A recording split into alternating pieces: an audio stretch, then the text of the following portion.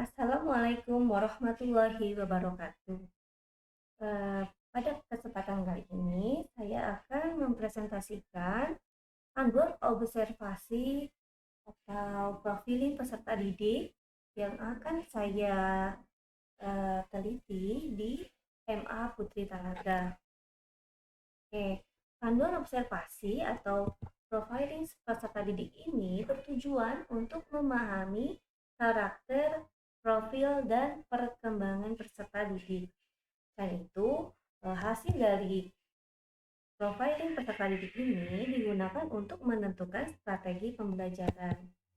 Adapun aspek yang diamati yaitu ada aspek etnik, kultur, status sosial, moral, kognitif, motorik, sosial emosi, bahasa, gaya belajar, minat bakat peserta didik, kemudian ada motivasi belajar peserta didik, serta kemampuan awal peserta didik. Nah, teknik observasi yang digunakan yaitu yang pertama adalah teknik wawancara. Jadi dalam teknik wawancara ini saya mengambil data yang diperoleh dari hasil wawancara terhadap siswa.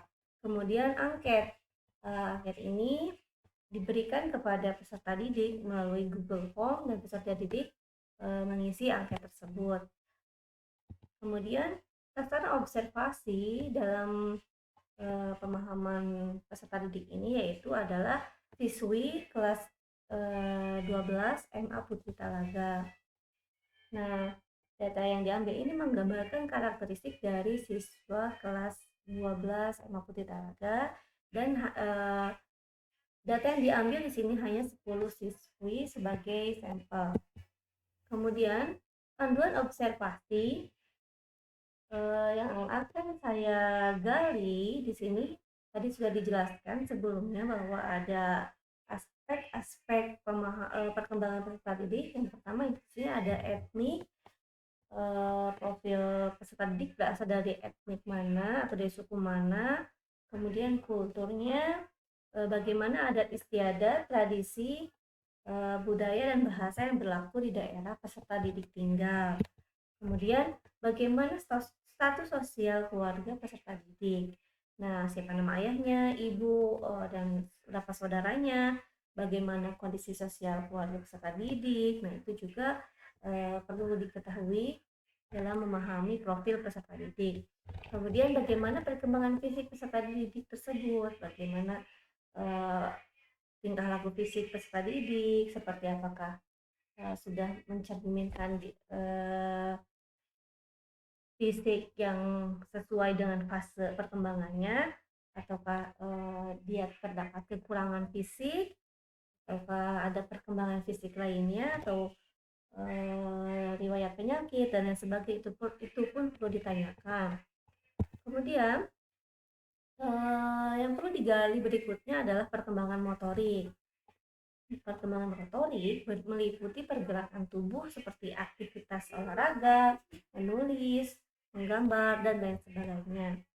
Kemudian ada perkembangan kognitif. Nah, perkembangan kognitif yang perlu digali adalah bagaimana aspek pengetahuan peserta didik melakukan proses pembelajaran, seperti bagaimana dia mengamati, memahami, menerapkan, mengevaluasi, dan mencipta dari proses pembelajaran yang berlangsung. Tentunya aspek kognitif ini kita harus melihat perkembangan ketika dia belajar di kelas bersama gurunya. Maka selain melalui wawancara ataupun pengisian angket, kita pun perlu melihat perkembangan kognitif peserta didik tersebut dari hasil asesmen yang diberikan oleh guru di sekolah. Selanjutnya ada perkembangan sosio-emosional. Nah, ini adalah perkembangan bagaimana peserta didik dapat berkomunikasi, memahami dirinya sendiri dan juga orang lain. Bagaimana dia dapat mengendalikan emosi atau perasaannya terhadap orang lain, serta bagaimana dia bisa bersimpati dan berempati terhadap orang lain. Kemudian ada perkembangan moral. Nah, perkembangan moral ini mencakup perkembangan bagaimana pikiran, perasaan, dan perilaku peserta didik apakah sesuai dengan aturan, norma, ataupun kebiasaan yang berlaku di daerahnya. Tentunya dalam menilai perkembangan moral ini kita pun perlu menanyakan kepada orang tua, guru, bagaimana tingkah laku peserta didik tersebut.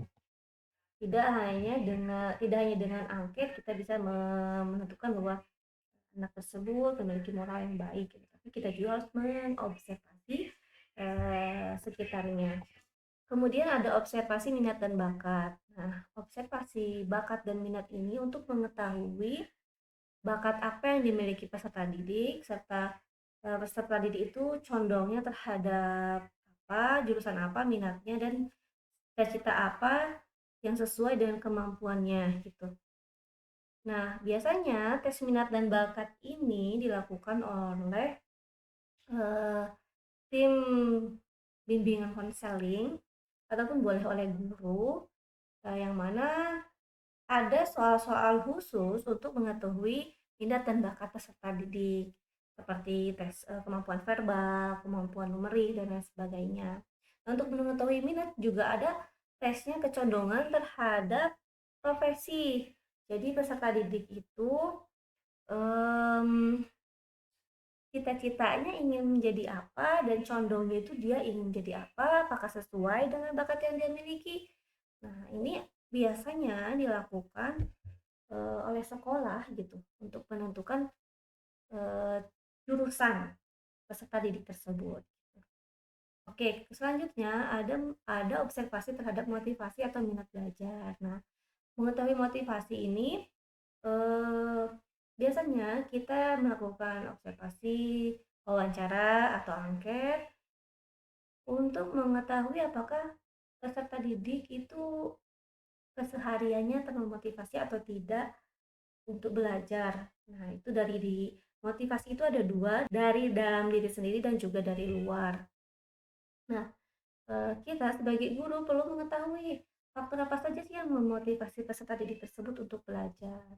Sehingga biasanya di sini saya menggunakan angket untuk menanyakan motivasi dan minat belajar peserta didik. Oke, selanjutnya yang diobservasi adalah gaya belajar. Gaya belajar ini untuk apa? Untuk mengetahui apakah peserta didik tersebut memiliki gaya belajar visual, auditori, atau gaya belajar kinestetik.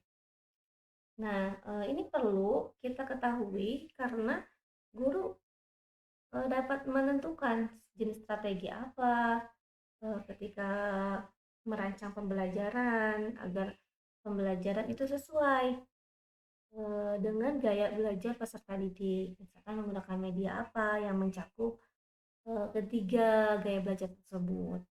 Kemudian ada perkembangan bahasa. Nah, ini terakhir perkembangan bahasa itu untuk mengetahui kemampuan bahasa peserta didik, bagaimana cara berkomunikasi, mengemukakan pendapat, dan menyimpulkan suatu gagasan. Nah, kemampuan bahasa ini biasanya dilakukan dengan tes tulis ya, tes tulis terhadap bahasa yang dimiliki peserta didik, dan juga bagaimana dia dapat menemukan gagasan atau menyimpulkan suatu paragraf, serta mengkomunikasikan apa yang sudah dia pelajari. Oke, inilah aspek-aspek yang akan diamati dalam observasi pemahaman peserta didik. Nah, adapun untuk analisis data biasanya dilakukan setelah mendapatkan hasil observasi. Sekian presentasi saya, barangkali ada kekurangannya dalam presentasi ini. Mohon kritik dan sarannya. Terima kasih.